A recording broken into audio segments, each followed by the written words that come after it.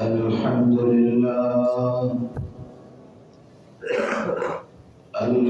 لله نحمده ونستعينه ونستغفره ونؤمن به ونتوكل عليه ونعوذ بالله من شرور أنفسنا ومن سيئات أعمالنا من يهده الله فلا مضل له ومن يضلله فلا هادي له ونشهد أن لا إله إلا الله وحده لا شريك له ونشهد أن سيدنا وسندنا ومولانا محمدا عبده ورسوله صلى الله تعالى عليه وعلى آله وأصحابه وبارك وسلم تسليما كثيرا أما بعد فأعوذ بالله من الشيطان الرجيم بسم الله الرحمن الرحيم ادع إلى سبيل ربك بالحكمة والموعظة الحسنة وجادلهم بالتي هي أحسن فإذا الذي بينك وبينه عداوة كأنه ولي حميم صدق الله مولانا العظيم ونحن على ذلك من الشاهدين والشاكرين اللهم صل على محمد وعلى آل محمد كما صليت على إبراهيم وعلى آل إبراهيم إنك حميد مجيد اللهم بارك على محمد وعلى آل محمد كما باركت على إبراهيم وعلى آل إبراهيم إنك حميد مجيد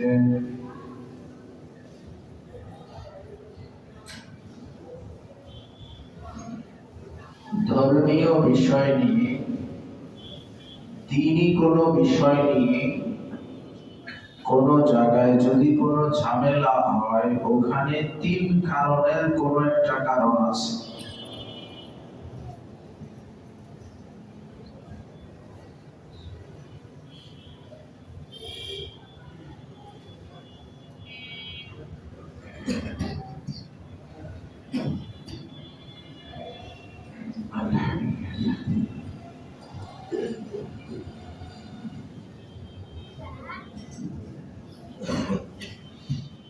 আমাদের দেওবন্দের মুরব্বীদের মধ্যে অন্যতম মুরব্বী শিবির আহমদ উসমানী রাহিমাহুল্লাহ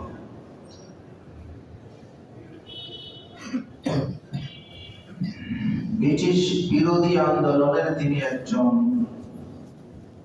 অগ্রসেনানী ছিলেন ভারত পাকিস্তান ভাগ হওয়ার পর 1947 পশ্চিম পাকিস্তানের সর্বপ্রথম পতাকা উত্তোলন করেছেন মাওলানা শিবির আহমদ উসমানী রাহিমাহুল্লাহ ঢাকায় পূর্ব পাকিস্তানের পতাকা উত্তোলন করেছেন মাওলানা জাফর আহমদ উসমানী রাহিমাহুল্লাহ শিবির আহমদ উসমানী রাহিমাহুল্লাহ তিনি বলেন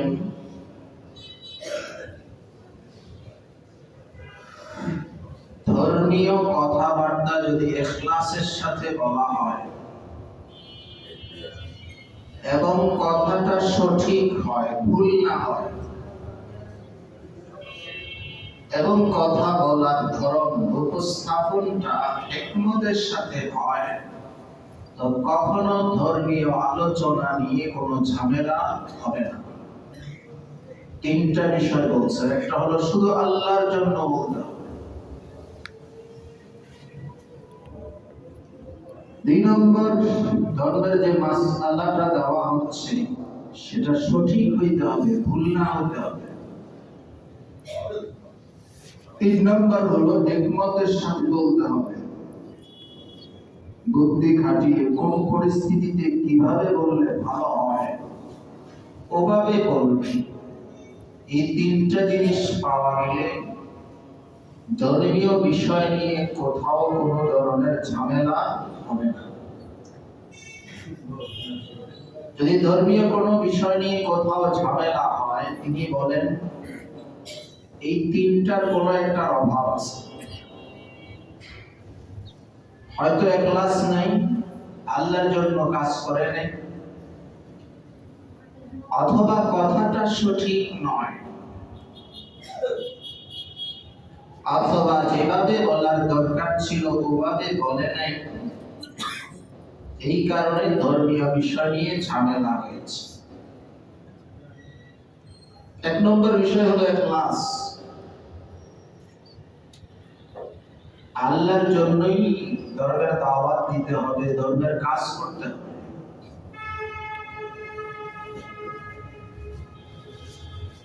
কেউ যদি আল্লাহর জন্য সারা ধর্মের কাজ অন্য উদ্দেশ্যে করে, যশ খ্যাতির জন্য করে,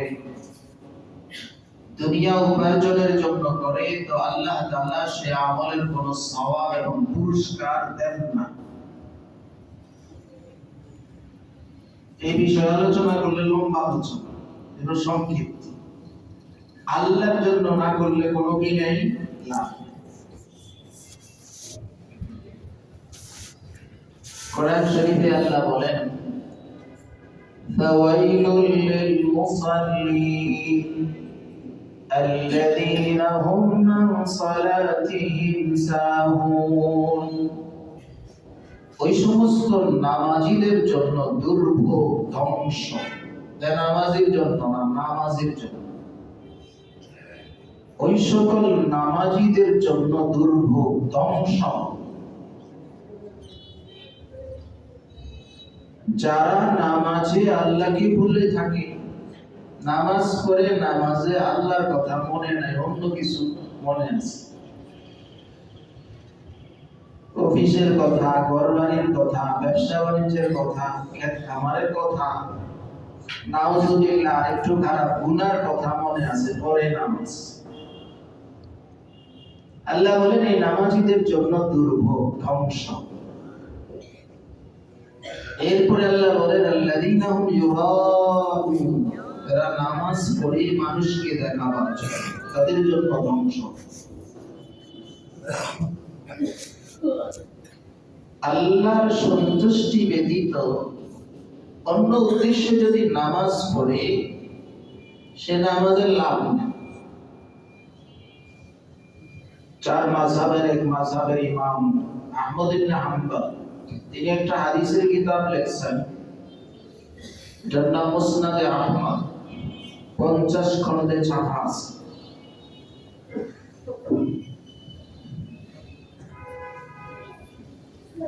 ওই হাদিসের কিতাবে একটা হাদিস আছে, রাসূল সাল্লাল্লাহু আলাইহি সাল্লাম বলেন মান সাল্লা ইউরাই ফাকাদ আশরাকা, যে মানুষকে দেখাবার জন্য নামাজ পড়লো সে এক ধরনের শিরকের গুনাহ করলো, এটাকে ছোট শিরক বলা হয়। ওয়ামান সামা ইউরাই ফাকাদ আশরাকা, যে মানুষকে দেখাবার জন্য রোজা রাখলো সে এক ধরনের শিরকের গুনাহ করলো। ওয়ামান তাসাদদাকা ইউরাই ফাকাদ আশরাকা, যে মানুষকে দেখাবার জন্য সাদকা করলো সে এক ধরনের শিরকের গুনাহ করলো। তো শুধু আল্লাহর জন্য করলে লাভ, যদি অন্য কোনো উদ্দেশ্যে করে আল্লাহ তাআলা পুরস্কার দিবেন না। আল্লাহ বলবেন যে উদ্দেশ্যে করছো সেই উদ্দেশ্য পাইছো, আমার কাছে সওয়াবের জন্য তো করো না। আল্লাহ সওয়াব দিবেন। পাশাপাশি ইখলাসের সাথে দ্বীনের কাজ না করলে সেই কাজ নিয়ে ঝামেলা তৈরি হয়।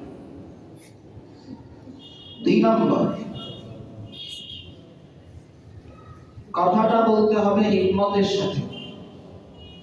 কাকে কিভাবে বললে, কোন পদ্ধতিতে বললে তার বিবেকে নাড়া দিবে, সেই কথাটা গ্রহণ করতে সহজ হবে, চিন্তা ভাবনা করে ওভাবেই করবে। রাসূল সাল্লাল্লাহু আলাইহি ওয়াসাল্লাম জীবনে বহু প্রতিকূল পরিস্থিতির সম্মুখীন হয়েছেন। বলা যায় এর পরবর্তী জীবনে কেউ দ্বীনের কাজ করতে গিয়ে এত প্রতিকূল পরিস্থিতির সম্মুখীন হয়নি। সবচেয়ে বেশি রাসূল সাল্লাল্লাহু আলাইহি ওয়াসাল্লাম সম্মুখীন হয়েছে। রাসূল সাল্লাল্লাহু আলাইহি ওয়াসাল্লাম বলেন, উযিতু ফিল্লাহ ওয়া লাম ইউযা আহাদুন। আমাকে দ্বীনের রাস্তায় এই পরিমাণ কষ্ট দেওয়া হয়েছে যা অন্য কাউকে দেওয়া হয়নি। ওয়া উখিফতু ফিল্লাহি মা লাম ইউখাফ আহাদুন। দ্বীনের রাস্তায় আমাকে এত বেশি হুমকি দেওয়া হয়েছে আর কাউকে এত বেশি হুমকি দেওয়া হয়নি। রাসূল সাল্লাল্লাহু আলাইহি সাল্লাম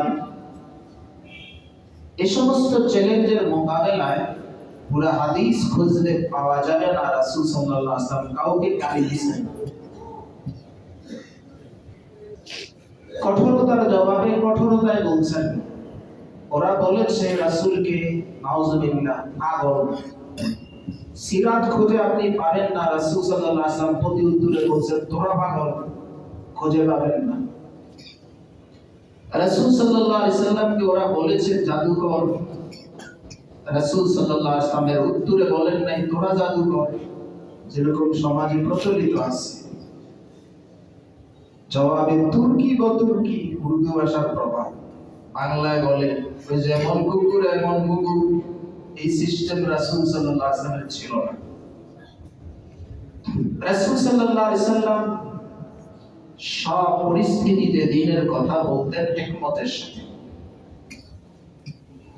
পুরা হাদিস পড়লে, সিরাত পড়লে ঘটনার অভাব নাই। 2টা ঘটনা বলি। মুসলিম শরীফের হাদিসে আছে একজন সাহাবী নাম মুআবিয়া, প্রসিদ্ধ বড় সাহাবী মুআবিয়া তিনি না, আরেকজন মুআবিয়া ইবনুল হাকাম আস-সুলামি এই সাহাবীর নাম। আর প্রসিদ্ধ মুআবিয়া হলেন মুআবিয়া ইবনে আবি সুফিয়ান। মুআবিয়া ইবনে হাকাম আস-সুলামি তিনি নতুন নতুন মুসলমান হয়েছেন। মাসলা জানেন, হাসি দিলে আলহামদুলিল্লাহ বলতে হয়, আর যারা আলহামদুলিল্লাহ শুনবে তারা জবাবে বলতে হয় ইয়ারহামুকাল্লাহ। একটা দুঃখা মাসলাই জানেন। রাসূল সাল্লাল্লাহু আলাইহি ওয়াসাল্লামের পিছনে নামাজ পড়তে দাঁড়াইলেন, পাশের এক মুসল্লির নামাজে হাসি আসছে। ওই মুসল্লি মাসলা জানে, এজন্য নামাজে আলহামদুলিল্লাহ পড়ে না। হাসি আসলে আলহামদুলিল্লাহ পড়তে হয় না নামাজের বাইরে, নামাজের ভিতরে। যিনি হাসি দিবেন তার মাসলা জানা আছে, আলহামদুলিল্লাহ বলেন না। কিন্তু মুআবিয়া ইবনুল হাকাম আল-ইসলামী তিনি মাসলা জানেন না। তিনি নামাজে বসে বসেই জবাব দিতেছেন ইয়ারহামুকাল্লাহ, জোর আওয়াজে বলতেছে ইয়ারহামুকাল্লাহ। আশেপাশের মুসল্লিরা একটু চোখ রাঙায়া দেখছে, কোন নতুন নামাজি আইলো, নামাজে ইয়ারহামুকাল্লাহ পড়ে। আশেপাশের মুসল্লিরা যখন চোখ রাঙায়া দেখছে তিনি নামাজে খেপে গেলেন। কি ব্যাপার, তোমরা আমার দিকে চোখ রাঙায়া দেখো কেন? আমি দোয়া না দিছি ইয়ারহামুকাল্লাহ, তো আল্লাহ তোমার উপর রহমত নাযিল করুক। দোষটা কি করলাম? আমার দিকে চোখ রাঙায়া দেখো কেন? আমি নামাজে কথা বলতেছি। আশেপাশের মুসল্লিরা কেউ জবাব দেয় না, সবাই জানে নামাজে কথা বলা যায়। এমনি ইশারা দিছে। তিনি বলেন খুব রাগ উঠছে, তারপরও যখন দেখলাম সবাই চুপ করাই যাচ্ছে, চুপ হয়ে গেল। সব ঘটনা নামাজে ঘটছে। নামাজ শেষ করার পর রাসূল সাল্লাল্লাহু আলাইহি ওয়াসাল্লাম আমাকে ডাকলেন। রাসূল সাল্লাল্লাহু আলাইহি ওয়াসাল্লাম এই মাসলাটা বুঝায় দিলেন যে নামাজে কথা বলা যায় না। এত সুন্দরভাবে বুঝাইছেন, যার কারণে ওই সাহাবী নবীর এই শিক্ষা দেওয়ার পদ্ধতির উপর এমন একটা মন্তব্য করলেন, মানে আজীব মন্তব্য। তিনি বলেন, ফাওয়াল্লাহ মা রাআইতু মুআল্লিমান কাত আহসানা মিনহু লা ক্বাবলাহু ওয়া লা বা'দাহু। খোদার কসম, রাসূল সাল্লাল্লাহু আলাইহি সাল্লামের চেয়ে সুন্দর ও আদর্শবান শিক্ষক আমি রাসূল সাল্লাল্লাহু আলাইহি সাল্লামের আগেও দেখি নাই, পরেও দেখি নাই। ফাওয়াল্লাহি মা কাহারানি ওয়ালা শাতামানি ওয়ালা যারাবানি। খোদার কসম, রাসূল সাল্লাল্লাহু আলাইহি সাল্লাম আমার এই ভুলের কারণে একটা ধমকও দিলেন না, গালিও দিলেন না, প্রহারও করলেন না, কঠোর কোনো কথা বললেন না। শুধু সামনে ডেকে বুঝায় দিলেন, ইন্না হাযিহি সালাতা লা ইয়াসলুহু ফীহা শাইউম মিন কালামিন নাস। তুমি বুঝো না তো, নামাজটা এমন জায়গা যেখানে কোনো কথা বলা যায় না। ইন্নামা হিয়া তাসবিহ ওয়া তাকবীর ওয়া কিরাআতুল কুরআন। নামাজ হলো সুবহানাল্লাহ বলা, আল্লাহু আকবার বলা, কোরআন তিলাওয়াত করা, এটা হলো নামাজের কাজ। কেউ যখন নামাজে থাকে, নামাজে যেন এই কাজগুলোই করে, অন্য কাজ না করে। রাসূল সাল্লাল্লাহু আলাইহি ওয়াসাল্লাম এই হিকমতপূর্ণ ভাবে মাসলাটা বুঝানোর কারণে এই সাহাবী আজীবনের জন্য শুধরায় গেলেন। বুঝে আসছে না? আর আমরা তো মোবাইল তো মসজিদে বাজানো ঠিক না, কিন্তু কারো যদি ভুল হয়ে যায়, মোবাইলটা সাইলেন্ট করতে ভুলে গেছে, বন্ধ করতে ভুলে গেছে, নামাজে বাইজা উঠছে, সালাম ফিরানো শেষ হওয়ার আগে একটা যে মাইল ঘরে উঠব, তাই না? এটা বুঝানোর সঠিক পদ্ধতি না। রাসূল সাল্লাল্লাহু আলাইহি সাল্লাম দিনের কথা বলতেন হিকমতের সাথে। আরেকটা ঘটনা আসছে, আরো বড় আশ্চর্য। এক যুবক আসলো রাসূল সাল্লাল্লাহু আলাইহি সাল্লামের কাছে, এসে বলে, ইয়া রাসূলুল্লাহ, আমার জিনা করতে মনে চায়, আমার একটু অনুমতি দেন। মসজিদে নববীতে আরো কার সামনে? রাসূল সাল্লাল্লাহু আলাইহি ওয়াসাল্লাম। এখনকার মানুষ হইলে আগে একটা বিদাতি, ভাই কত বড় খারাপ, গুনার কাজ করবো আবার কয় ফতুয়াও দিতাম, জায়েজ আছে। হুজুরে না কইলো, হুজুরের বক্তব্যের একটা দিব তো ভাই, তাই তুই হুজুরের সামনে কথাটা কইলি। রাসূল সাল্লাল্লাহু আলাইহি সাল্লামকে যখন এই কথা বললেন, রাসূল কোনো রাগ করলেন না।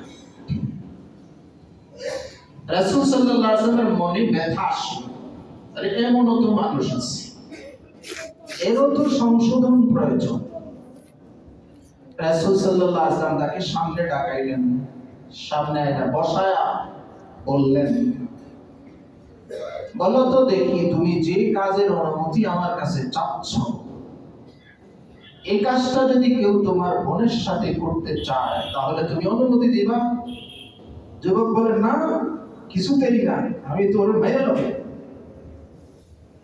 রাসূল সাল্লাল্লাহু আলাইহি সাল্লাম বললেন, তুমি যে কাজের অনুমতি আমার কাছে চাও, সেই কাজটা যদি কেউ তোমার মেয়ের সাথে করে, তুমি অনুমতি দিবা?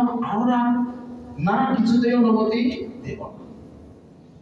কেউ যদি এই কাজটা তোমার মায়ের সাথে করতে চায়, তাহলে তুমি অনুমতি দিবা? আরো বেশি কেন? না, কিছুতেই না, প্রয়োজনে দাবি আমি হত্যা করব। এভাবে বুঝাইলেন। বুঝানোর পরে রাসূল সাল্লাল্লাহু আলাইহি সাল্লাম বললেন, তুমি যেই মহিলার সাথে কাজ করতে চাচ্ছ, সেও তো হয়তো কারো মেয়ে, হয়তো কারো বোন, অথবা কারো মা, অথবা কারো খালাম্মা। তুমি নিজের মায়ের সাথে যেটা পছন্দ করো না, নিজের বোনের সাথে যেটা পছন্দ করো না, নিজের মেয়ের সাথে যেটা পছন্দ করো না, তুমি সেই কাজটা আরেকজন মহিলার সাথে কিভাবে পছন্দ করো? সেও তো আরেকজনের মেয়ে, সেও তো আরেকজনের মা, সেও তো আরেকজনের খালাম্মা। কত সুন্দরভাবে বুঝাইছেন না, বাস্তবতাটা কত সুন্দরভাবে বুঝাইছেন। এরপরে রাসূল সাল্লাল্লাহু আলাইহি ওয়াসাল্লাম তার বুকে হাত দিয়ে দোয়া করেছেন, আল্লাহুম্মা তাহির কলবা ওয়া হাসিন ফারজা। আল্লাহ তার মনটারে আপনি পবিত্র করে দেন। মনের মধ্যে খারাপ চিন্তা আসে, গুনার চিন্তা আসে, আপনি মনটাকে পরিষ্কার করে দেন। ওয়া হাসিন ফারজা, আয় আল্লাহ আপনি এই যুবককে তার সতীত্ব রক্ষা করার মতো হিম্মত দান করেন, সাহস দান করেন। এভাবে বুঝানোর কারণে ওই যুবক ওখান থেকে তওবা করে উঠলো, ইয়া রাসূলুল্লাহ, জীবনও আমি কাজের কাছে দাঁড়িয়ে যাব না। এসেছিল রাসূল সাল্লাল্লাহু আলাইহি ইসলামের দ্বীনের কথা বুঝাবার জন্য পদ্ধতি, সুন্দর পদ্ধতি, কাকে কিভাবে বুঝালে, কি পরিস্থিতিতে কিভাবে কথা বললে সুন্দর হবে ওভাবে বলতেন। দ্বীনের সব কথা সুন্দর, আর যদি বলার ধরনটাও সুন্দর হয় তাহলে তো কথাই নেই, শোনাই সবাই। অনেকে মনে করে হক কথা, হক কথা বুঝেন না, যে নেগারি আপনি লয়ে পড়ব, পদ্ধতিটা সঠিক না। হযরত মুসা আলাইহিস সালামকে, মুসা আলাইহিস সালামের ভাই হযরত হারুন আলাইহিস সালামকে, দুইজনকে নবী বানায়া দায়িত্ব দিয়েছেন ফেরাউনকে বুঝাই। ফেরাউন কেমন কাফের, পৃথিবীর ইতিহাসে মার্কা মারা কাফেরদের একজন হলো ফেরাউন। মুসা আলাইহিস সালাম আর হারুন আলাইহিস সালামকে দায়িত্ব দিলেন, ফেরাউনকে বুঝাও। আল্লাহ তো আগে থেকেই জানে ফেরাউন কোনদিন ঈমান আনবে না, আল্লাহ আগে থেকে জানে। মুসা আলাইহিস সালাম আর হারুন আলাইহিস সালাম জানে না, এই যে মার্কা মারা কাফের আল্লাহর জানা আছে। আল্লাহ তাআলা হুকুম দিয়েছেন দুজনকে, যাও ওয়াকুলা লাহু কাওলান লাইয়িনা, তোমরা দুজন ফেরাউনকে বুঝাইবা নরম ভাষায়, মাধুর্যপূর্ণ ভাষায়। আল্লাহ নসিহত করছে, নরম ভাষায় বুঝাইবা, যেন বিবেক নাড়া দেয়, বুঝতে সহজ হয়। দ্বীনের কথা সুন্দর, বলার আন্দাজ যদি সুন্দর হয় তার উপকারিতা বেড়ে যায়। এমন না যে দ্বীনের কথা একটা পাথর, রাস্তা থেকে হাতে নিলাম আর ভিক্ষা মারলাম, কার নাকে পড়লো, কার কপালে পড়লো, কার চোখে পড়লো, দেখলাম না। এই পদ্ধতি নবীওয়ালা পদ্ধতি না। দ্বীনের কথা যদি হিকমতের সাথে বলা হয় তো কখনো হাঙ্গামা হয়, হয়তো কেউ গ্রহণ করে কেউ গ্রহণ করে না, অন্তত মানসিকভাবে এই কথাটা বুঝতে সক্ষম হয়, কথাটা সঠিক, এটা আমার কপাল ভালো না, মানতে পারি না, আর কেউ কেউ মেনে নেয়। হিকমতের সাথে বলা চাই। ইলিয়াস রাহমাতুল্লাহ আলাইহি দাওয়াতের লাইনে উনি কাজ করছেন। ওনার কাছে একজন যুবক আসতো, দাড়ি নাই, সবসময় খাতির দাওয়াজ করতো। অনেকদিন পরে বুঝলেন, মনে হলো এখন যদি তারে দাড়ি রাখার কথাটা বলি সে রাখবে। প্রথম দিন থেকে কিন্তু বলেন। ইলিয়াস রাহমাতুল্লাহ তারে বললেন, বুঝা তুমি দাড়িটা রাখা তো। পরের দিন থেকে যুবক আর আসে না। ইলিয়াস রাহমাতুল্লাহ আফসোস করে বললেন, আমি ভাবছিলাম তাওয়া গরম হয়ে গেল, ওনারা তো রুটি খায়, রুটি এটাকে যেখানে সেঁক দেয় এটা তাওয়া বলে, এটা গরম হইলে তারপরে রুটি দিলে তো রুটিটা হয়। এটা যদি ঠান্ডা থাকা অবস্থায় রুটি দিয়ে দেয় তো এটা হয় না। तो তিনি বলেন, मैंने समझा कि तावा गरम हो गया इसलिए रोटी रख दी, लेकिन अब मालूम हुआ तावा गरम नहीं हुआ। আমি যে দাড়ির কথা বললাম সেটার মতো পরিস্থিতি আমি ভাবছি হয়ে গেছে, আসলে তো হয় নাই। দেওবন্দ মাদ্রাসার প্রতিষ্ঠাতা কাসেম নানতুবি রহমতুল্লাহ আলাইহি, দেওবন্দ মাদ্রাসা প্রতিষ্ঠা হওয়ার আগে তিনি একটা ছাপাখানায় কাজ করতেন। ধর্মীয় ছাপাখানা, যেখানে কোরআন শরীফ ছাপে, বুখারী শরীফ ছাপে, ওগুলোর প্রুফ টুফ দেখে ভুল টুল শুধরায় কাজ করতেন। ওই ছাপাখানায় আরো অনেকে কাজ করত, তার মধ্যে একজন হাফেজ সাহেব কাজ করত। হাফেজ সাহেব তো হাফেজ, কিন্তু দাড়ি কিচ্ছু নেই, কামায়া নামাজ কিচ্ছু পড়ে না, এখনো আছে পাওয়া যায়। তো উনি হাফেজ সাহেবের খুব বন্ধুত্ব করছেন দাওয়াত দেওয়ার জন্য, শুধরানোর জন্য। মানুষের সমালোচনা করে মিলে কোথায় নানু তৈরি আর কোথায় দাড়ি কামানো আবেশ সাহেব একটা আমলের লাইনে কত ঘোরা কত মিশে দুজনের বন্ধুত্বটা মিলে মানুষের সমালোচনা। বুজুর্গরা আবার মানসিক ভাবে এত শক্ত হয়, সমালোচনা যে হইয়া যাইব এরকম। অনেকদিন পরে একদিন বন্ধুরে বলে, বন্ধু মানুষের সমালোচনা করে এই বন্ধু এমন, এই বন্ধু এমন, কি করা যায়? দোনো বন্ধু একরকম হয়ে যায়। তিনি বলেন না তুমি দাঁড়িয়ে রেখা ফেলো, নামাজ পড়ো। কইতাছে যে একরকম হইতে গেলে তো দুইজনের একজন পরিবর্তন হইতে হবে। আমি তোমার মতো হয়ে যাই, দাঁড়িয়ে কামাই নাই।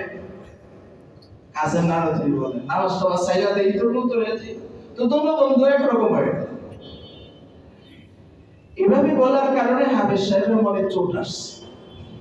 হাফেজ সাহেব বলেন, না না, আপনি কেন আমার মতো হবেন, আমি আপনার মতো হয়ে যাব।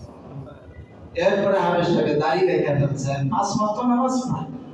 এ হলো কৌশল।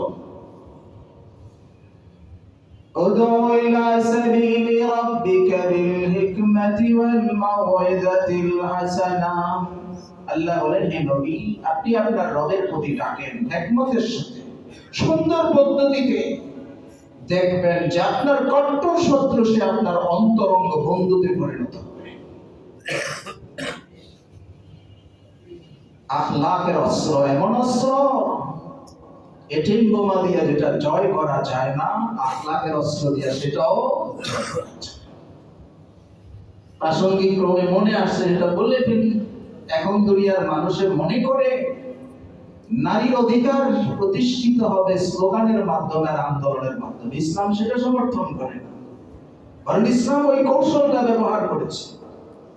স্ত্রীকে আর নারী জাতিকে বলেছে, তুমি তোমার স্বামীর মন জয় করো। মন জয় করার পরে তোমার কি কি লাগবে সব উসুল হয়েছে। স্বামী পুরুষ জাতি হলো ভাগ জাতি, তার সাথে মোকাবেলা করে ওখান থেকে উসুল করা যাবে না। এটাকে উসুল করতে হবে, তার মনটা জয় করে দিলো। দেখবেন এটা ইয়ে ভি হোগা, ও ভি হোগা, ও ভি হোগা। এটা ইসলাম এটা বলে। পাশাপাশি ইসলাম পুরুষ জাতিকে খোদার ভয় স্মরণ করায় দেয়। নারীর কোনো হক যদি নষ্ট করো, আল্লাহর কাছে জবাব দিতে হবে। এই দুইটা জিনিস যদি সমন্বয় ঘটে, তাহলে নারী জাতির অধিকার সবচাইতে বেশি সংরক্ষিত হবে। আর না হলে ভিন্ন কোনো মিটিং মিছিলে কোনোদিন এটার অধিকার সংরক্ষণ হবে না। যাই হোক, বলতেছিলাম দিনের কথা বলতে হবে কিসের সাথে? একমত সারা বললে বলছে আরেকজনের এই জন্য, আরেকজনের একটু খোঁচা দেওয়ার জন্য, যেহেতু ঘিটা উঠবই। 3 নাম্বার, দিনের কথা যেটা বলা হচ্ছে এটা বলতে হবে সঠিক। ইখলাসের সাথে বলছে, হিকমতের সাথে বলছে, দরদের সাথে বলছে, চোখের পানি ছেড়ে দিয়া বলছে, কিন্তু কথাটা হলো ভুল, মাসলাটা হলো ভুল। সেখানেও আল্লাহর দরবারে কবুল তো হবেই না, হাঙ্গামা তৈরি হয়েছে। ভুল কথা কখনো প্রচার করা যায় না। দাওয়াত, মানুষকে দ্বীনের প্রতি ডাকা, ये দুধারি তলোয়ার হয়। এটা লাভও আছে, ক্ষতিও আছে। লাভ হলো যে দ্বীনের প্রতি ডাকলো, দ্বীনের কথা একটা শিখাইলো, তার দাওয়াতে যত মানুষ আমল করবে তারা সেই পরিমাণ সওয়াব পাবে, দাওয়াত দাতা সেই পরিমাণ সওয়াব। আল্লাহ না করুন কথাটা যদি ভুল হয়, আমি একটা ভুল মাসলা শিখাই দিলাম, এটা 100 জনে শিখছে, 100 জনে উল্টা আমল করছে, 100 জনের উল্টা গুনাহ যে দাওয়াত দিছে তার কাঁধে। লাভ যেমন বেশি, ক্ষতিও বেশি। এজন্য দ্বীনের যে কোনো কথা প্রচার করার আগে নিশ্চিত হতে হবে কথাটা সঠিক। আর না হলে আল্লাহর দরবারে তো গুনাহ হবে, দুনিয়ায়ও হাঙ্গামা হবে। কারণ দুনিয়ার সব মানুষ বোকা না, অনেক মানুষ দিনকে যাচাই বাছাই করে নেয়। আপনি যতই ইখলাসের সাথে বলেন, যতই হিকমতের সাথে বলেন, কথা ভুল হলে নিশ্চিত রেখে রাখেন অনেক মানুষ সেটা গ্রহণ করবে না। তো একজন গ্রহণ করবে না, প্রতিবাদ করবে, তাহলে হাঙ্গামা হবে। এজন্য মনে রাখতে হবে দিনের কথা বলার আগে যেটা বলছি সেটা সঠিক কিনা সেটা যাচাই বাছাই করতে হবে। বুখারী শরীফের হাদিসে আছে, বিশিষ্ট সাহাবী আব্দুল্লাহ ইবনে মাসউদ বলেন, মান আলিমা শাইয়ান ফালইয়াকুল বিহি ওয়া মান লাম ইয়ালাম শাইয়ান ফালইয়াকুল আল্লাহু আ'লাম। তিনি বলেন, যার যে জিনিস সুনিশ্চিতভাবে জানা আছে সে যেন ওটা বলে, আর যার জানা নাই সে যেন বলে দেয় আমি জানি না, আল্লাহই ভালো জানে। আমি জানি না এই কথা বলতে জানাটা এটা বিজ্ঞ হওয়ার প্রমাণ। আর যেই লোক সবকিছুর উত্তর দেয়, অনেক মুহাদ্দিস আলেম বলে এটা স্ক্রুপ দিয়ে আছে, পাগল। সবকিছু তো সে জানে না, সবকিছুর উত্তর দিবে কিভাবে? ইমাম আবু হানিফা মাযহাবের ইমাম, ওনার কাছে এক মজলিসে 36টা মাসলা জিজ্ঞেস করা হয়েছে, তার মধ্যে বেশিরভাগ মাসলার উত্তরে তিনি বলেছেন লা আদরি, আমি জানি না। ইমাম মালিকের কাছে একজন লোক স্পেন থেকে আসছে মাসলা জিজ্ঞেস করার জন্য মদিনায়। লোকটা মাসলা জিজ্ঞেস করছে, ইমাম মালিক বলেন আমি জানি না। ওই লোক বলেন আমি এখন যাব কোথায়? আমি আসলাম স্পেন থেকে, আমাকে বলা হয়েছে পৃথিবীর সবচেয়ে বড় আলেম আপনি, আর আপনি বলেন আমি জানি না, আমি যাব কোথায়? তুমি কোথায় যাবে সেটা আমি জানি না, আমি যেটা জানি না সেটা উত্তর দিব কিভাবে? যেটা আমি জানি না সেটা উত্তর দিব কিভাবে? এ ছিলেন আমাদের বড়দের অভ্যাস। হাদিস খুঁজলে সময় লম্বা, অনেক দৃষ্টান্ত দেওয়া যাবে। নবীজি উত্তর দিতেন লা, রাসূল সাল্লাল্লাহু আলাইহি ওয়াসাল্লাম বিভিন্ন প্রশ্নের উত্তরে বলতেন আমি জানি না, অপেক্ষা করো, জিবরাইল আসলে জিবরাইল কাছ থেকে জিজ্ঞেস করে জবাব দেব। জিবরাইলকে জিজ্ঞেস করেছেন, জিবরাইল উত্তর দেয় আমি জানি না, অপেক্ষা করেন, আল্লাহর কাছে জিজ্ঞেস করে তারপরে জানাবো। জানি না এই কথা বলতে জানা, এটা একটা গুণ, অনেক বড়। না জেনে বললে কি হয়ে যাবে? দিনের ক্ষতি হয়ে যাবে, ঝামেলা হয়ে যাবে। দাওয়াত ও তাবলীগের লাইনে যে একটা ঝামেলা চলছে, তার মধ্যে বড় একটা কারণ হলো কিছু ভুল তথ্য দেওয়া, একজনের ভুল মাসলা দেওয়া। অনেকে মনে করে রাজনীতি যেমন গ্রুপ ভিত্তিক একটা মারামারি হয়, তাবলীগে মনে হয় গ্রুপ ভিত্তিক মারামারি। বিষয়টা এমন না, আদর্শ ভিত্তিক একটা সমস্যা। একজন আদর্শ শ্রুতির দিকে যাচ্ছে, তাকে সতর্ক করা হচ্ছে। অতি ভক্তির নামে, ভক্তি ভালো জিনিস, অতি ভক্তি ভালো না। অতি ভক্তির শ্রোতায় কিছু মানুষ না বুঝেই পিছনে আছে, আর কিছু মানুষ তো ষড়যন্ত্রকারী আছে, এগুলো কম, কিন্তু অবুঝ সংখ্যা মানুষই বেশি। অতি ভক্তির কারণে জড়ায় যাচ্ছে। মনে রাখবেন আল্লাহ তাআলা আল্লাহর বিশেষ বান্দাদের অনেক গুণ বলেছেন, তার মধ্যে একটা গুণ والذين إذا ذكروا بآيات ربهم لم يخروا عليها صما وعميانا। আল্লাহর বিশেষ বান্দাদের গুণ, তাদেরকে কোরআনের আয়াত পড়ে, হাদিস পড়ে পড়ে নসিহত করা হলেও চোখ বন্ধ করে গ্রহণ করে না, যাচাই বাছাই করে। কোরআন শরীফের আয়াত পড়ে দেখেন না মুমিন বান্দাদের গুণ। উনিও তো এরকম, উনিও তো এরকম, এমন না। মুমিনরা একটু চৌকান না হয়, সচেতন হয়। আরে কোরআনের আয়াত পড়লো, ব্যাখ্যাটা সঠিক দিল কি দিল না? বুখারী শরীফের হাদিস হইলো, ব্যাখ্যাটা সঠিক দিল কি দিল না, যাচাই বাছাই করে, চোখ বন্ধ করে গ্রহণ করে না। আমি আগেই বলে আসছি, সব মানুষ চোখ বন্ধ করে না, কিছু মানুষ এরকম সচেতন আছে। আলেমদের মধ্যে আছে যারা আলেম না, এদের মধ্যে এরকম সচেতন মানুষ আছে, একজনের কইলেই গ্রহণ করে না, যাচাই বাছাই করে। তো ওরা তো গ্রহণ করবে না, ঝাঙ্গামা লেগে যাবে। এই ধরনেরই একটা ঘটনা ঘটছে, হলো তাবলীগ কেন্দ্রে। পারনা স্যার সাহেব উনি দিন ভুল বিভিন্ন মাসলা দেন, ভুল চিন্তা চেতনা প্রচার করেন। ওটাকে ঘরোয়া পরিবেশে আগে শুধরানোর চেষ্টা করা হয়েছে, সেটা তিনি নেন নাই। এরপর এটা বাহিরে আসছে, বাহিরে আস্তে আস্তে এমন কি পর্যায়ে আছে অনেকে টুকটাক জানেন। বিষয়টা এরকম। তিনি যে সমস্ত ভুল তথ্য প্রচার করেছেন তার মধ্যে একটা, তার বক্তব্য দ্বারা বোঝা যায় দ্বীনের কাজ শুধু যে সিস্টেমে তাবলীগ করা হয় ওই সিস্টেমের মধ্যেই সীমাবদ্ধ, আর কোনোটা দ্বীনের কাজ না। মাদ্রাসায় দ্বীন শিখলে এটা দ্বীনের কাজ না, কেউ নির্ভরযোগ্য বই থেকে যদি দ্বীন শিখে সেটা দ্বীনের কাজ না, জিহাদের লাইনে জিহাদ করলে সেটা দ্বীনের কাজ না। ওনার কথার দ্বারা বোঝা যায় দ্বীনের কাজ একমাত্র তাবলীগ করে। এই তথ্যটা চেতনাটা ভুল। রাসূল সাল্লাল্লাহু আলাইহি ওয়াসাল্লাম দ্বীনের অনেক কাজ করেছেন, ধর্মের যত কাজ আছে সব রাসূল সাল্লাল্লাহু আলাইহি ওয়াসাল্লাম করেছেন। জিহাদ করেছেন, মানুষকে কোরআনের তালিম দিয়েছেন, হাদিস শিখাইছেন, মানব সেবা করছেন, মসজিদ বানাইছেন, কত ধরনের দ্বীনের কাজ, সবগুলোই নবীওয়ালা কাজ, সবগুলোই দ্বীনের কাজ। শুধু একটাকেই দ্বীনের কাজ মনে করা এটা একটা গোমরাহি।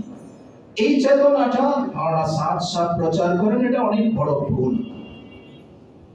তারপরে আরেকটা বড় ভুল, তিনি বিভিন্ন নবীদের জীবনী আর সিরাত যেভাবে আলোচনা করতে চান, বাপখানা এবং তিনি নবীদের ভুল ধরতেছেন। মুসা আলাইহিস সালাম নিজের জাতিকে রেখে তুর পাহাড়ে চলে গেল, এদিকে বনি ইসরাইল মূর্তি পূজা শুরু করে দিল। উনি ঘটনাটা এভাবে উপস্থাপন করেন মনে হয় যেন বনি ইসরাইল পথভ্রষ্ট হওয়ার জন্য দায়ী নাউজুবিল্লাহ মুসা আলাইহিস সালাম। নবীদের ভুল ধরবেন, কত বড় সাহস! সাহস বলে যেন দুঃসাহস। এগুলো তো যারা দ্বীনের পরিপক্ক জ্ঞান রাখেন তারা তো এগুলো মেনে নিতে পারেন না, তারা ধরাই দিচ্ছেন এটা সমস্যা। এ ধরনের আরো ভুল ফতোয়া তিনি দিচ্ছেন। উনি ফতোয়া দিচ্ছেন ক্যামেরাওয়ালা মোবাইল পকেটে রেখে নামাজে দাঁড়াইলে নামাজ হবে না। ক্যামেরাওয়ালা মোবাইল পকেটে রেখে নামাজ পড়লে নামাজ হবে না। আরেকটু আগে বলছেন এটা যে সমস্ত হুজুররাই ফতোয়া দেয়, মুফতি সাহেবরাই ফতোয়া দেয় ক্যামেরাওয়ালা মোবাইল পকেটে রেখে নামাজ পড়লে নামাজ হয়ে যাবে, এরা আলেমে সু, এটা পরিভাষা। ভালো আলেমদেরকে বলা হয় আলেমে খায়ের, ভালো আলেম। খারাপ আলেমদের অন্তর্ভুক্ত, যাদের ব্যাপারে হাদিস বলা হয়েছে পৃথিবীর সবচেয়ে নিকৃষ্ট মানুষ হলো খারাপ আলেমরা। তিনি বলেন যারা এই ফতোয়া দেয় পকেটে ক্যামেরাওয়ালা মোবাইল রেখে নামাজ পড়লে নামাজ হয়ে যায়, তারা ভালো আলেম না বরং খারাপ আলেম, আলেমে সু। এমনই আরেকটা ফতোয়া দিচ্ছেন ক্যামেরাওয়ালা মোবাইল যদি কেউ দেখে দেখে তেলাওয়াত করে তাহলে তার কোনো সওয়াব হবে না। কোরআন শরীফ খুলেই ওটা পড়তে হবে, ক্যামেরাওয়ালা মোবাইলে তেলাওয়াত করা যাবে না।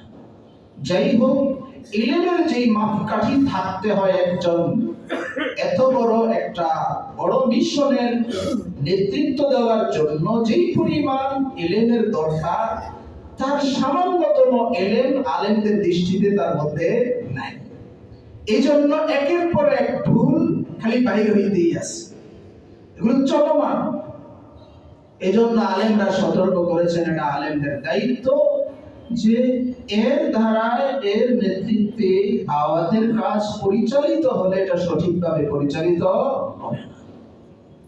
এবং আলেমরা এটা নির্ণয় করে দিয়েছেন। তাবলীগের আগের যে তিন আমির ছিলেন, হযরত ইলিয়াস রাহমাতুল্লাহ আলাইহি, হযরত ইউসুফ রাহমাতুল্লাহ আলাইহি, হযরত ইমামুল হাসান রাহমাতুল্লাহ আলাইহি, ওনাদের যাওয়া যে নীতি আছে এগুলো সঠিক। ওই নীতিতে যদি তাবলীগ পরিচালিত হয় তাহলে এটা সঠিক থাকবে। তো মাওলানা সাদ সাহেব যে তাবলীগের সংস্কারের নামে নতুন নতুন নীতি আর তথ্য প্রচার করছেন, ওভাবে চলতে থাকলে এখনো গোমরা হয়ে যায় না, বাকি গোমরাহির লাইনে আছে। কোন দিকে যায় এটা সময়ে বলে দিবে। আলেমরা যখন সতর্ক করছেন তার বেশ কয়েক বছর পার হয়েছে, সেই পার হওয়ার মাধ্যমে যেটা প্রমাণিত হচ্ছে আলেমরা যে আশঙ্কা করছেন এটা ওই দিকে যাইতে আছে। আপনারা সূক্ষ্ম বিষয়গুলো বুঝবেন না, ছোট্ট বিষয়টা বলি। এরা মানুষ খুন করছে, কয়জন খুন করছে সেই তথ্যে আমি যাইতে চাই না, খুন করছে। যদি তারা সঠিক ইলমের অধিকারী হইতো সঠিকভাবে পরিচালিত হইতো, কখনো এই কাজ করতে পারত না। যারা পাক্কা দিনদার তারা কখনো কোনো মুসলমানকে হত্যা করে না। আপনারা টুকটাক ইসলামের ইতিহাস জেনে থাকলে হযরত ওসমানের ইতিহাস জানবেন। হযরত ওসমানকে তার বাসভবনে শহীদ করা হয়েছে। মদিনার মধ্যে ওনার রাজধানীতে ওনার বাসভবনে অনেক দিন ধরে সন্ত্রাসীরা ঘেরাও করে রাখছে। সন্ত্রাসীরা আসছে মিশর থেকে, সংখ্যায় অল্প। মদিনার বড় বড় সাহাবীরা গিয়া বলছেন, আপনি অনুমতি দেন সন্ত্রাসী সবগুলো খেদায় এগুলো মাইরা সাফ করে দেন। যার মধ্যে হযরত আলী গেছেন, হাসান গেছেন, হুসাইন গেছেন, বড় বড় সাহাবীরা গেছেন। হযরত ওসমান বলেছেন, আমি কোন মুসলমানকে হত্যা করার অনুমতি দেব না। আমি জানি এই পরিস্থিতিতে আমাকে মরতে হবে, আমি মরে যাব, কিন্তু কোন মুমিনকে হত্যা করার অনুমতি আমি দেব না। এটা ইসলামের আদর্শ এখান থেকে শিখিয়ে দেবেন। যিনি জানতেছেন, সবাই বুঝতেছেন এর পরিণাম খলিফা মারা যাবে, কিন্তু অনুমতি দিচ্ছেন না একজন মানুষকে খুন করা যাবে না, তারা ইমানদার। অবরুদ্ধ থাকা অবস্থায় হযরত ওসমান ঘরের ছাদে উঠছেন, সন্ত্রাসীদেরকে লক্ষ্য করে বলেছেন, তোমরা কি রাসূল সাল্লাল্লাহু আলাইহি ওয়াসাল্লামের হাদিস শুনেছো? রাসূল সাল্লাল্লাহু আলাইহি ওয়াসাল্লাম বলেছেন, একজন মুমিনকে মাত্র 3 কারণে হত্যা করা যায়। 1 নম্বর, কোন মুসলমান যদি আরেক মুসলমানকে খুন করে কিসাস হিসাবে খুনিকে হত্যা করা হবে। 2 নম্বর, কোন মুসলমান যদি ইসলাম ধর্ম গ্রহণ করার পর আবারও ইসলাম ধর্ম ত্যাগ করে নাউজুবিল্লাহ মুরতাদ হয়ে যায়, তাহলে তাকে হত্যা করা হবে। 3 নম্বর, বিবাহিত হওয়ার পর কেউ যদি জিনা করে তো জিনার শাস্তি হিসাবে তাকে হত্যা করা হবে। শুনছো তোমরা? সন্ত্রাসীরা বলছে, আমার রাসূলের হাদিস শুনছি। এরপরে হযরত ওসমান বলেন, আমি ওসমান কখনো কোনো মুমিনকে হত্যা করিনি, তো কার কিসাস হিসাবে তোমরা আমাকে হত্যা করবে? 2 নম্বর তিনি বলেন, আমি জাহিলি যুগেও জিনা করি না, ইসলামী যুগেও জিনা করি না। জাহিলি যুগে যখন জিনাটাই ছিল বিবাহ, সেই যুগেও আমি জিনা করি নাই, ইসলামের যুগেও আমি জিনা করি নাই। এরপরে তিনি বললেন, আমি যখন থেকে মুসলমান হয়েছি কখনো ইসলাম ধর্ম আমি ত্যাগ করি নাই। ফারিমা তাকতুলুনি, কোন কারণে তোমরা আমাকে হত্যা করবে? হযরত ওসমান জানায় দিলেন ইসলামের নীতি, মুমিনকে হত্যা করা যায় এই 3 কারণের কোন এক কারণে, এছাড়া কোনো মুমিনকে হত্যা করা জায়েজ নেই। যারা খুন করলো দাওয়াতের কাজ করছে বলতেছে, হয়তো ভুল বুঝাবুঝি হইতে পারে, কিন্তু এই পরিণাম পর্যন্ত গড়ানো, একজনকে মারা, সর্বোচ্চ খুন করা, এটা কখনো ইসলামের বুঝ হতে পারে না। আপনার সাথে একটু এতটুকু সমস্যা, এমনি চলে না চলে যেন মেরে ফেলবেন, এটা ইসলামের শিক্ষা কখনো হতে পারে না। ইসলামের মধ্যে খুন করা বড় বড় কবিরা গুনাহের মধ্যে একটা। আল্লাহ তাআলা কোরআনে বলেছেন যে ইচ্ছা করে একজন মুমিনকে হত্যা করে তার পরিণাম চিরকাল জাহান্নাম। আল্লাহ তাআলা আমাদেরকে এই বিষয়গুলো আবেগী না হয়ে শান্ত মাথায় বুঝার তৌফিক দান করেন। আবেগী হয়ে একটু সমস্যা, যে কোনো বিরোধীর আবেগী হলে সমস্যা, শান্ত মাথায় বুঝতে হবে। যারা তাবলীগ করি তাদেরও বোঝা দরকার, বাইরের মানুষও বোঝা দরকার। যাই হোক, আল্লাহ তাআলা আমাদেরকে সঠিক বুঝ দান করেন।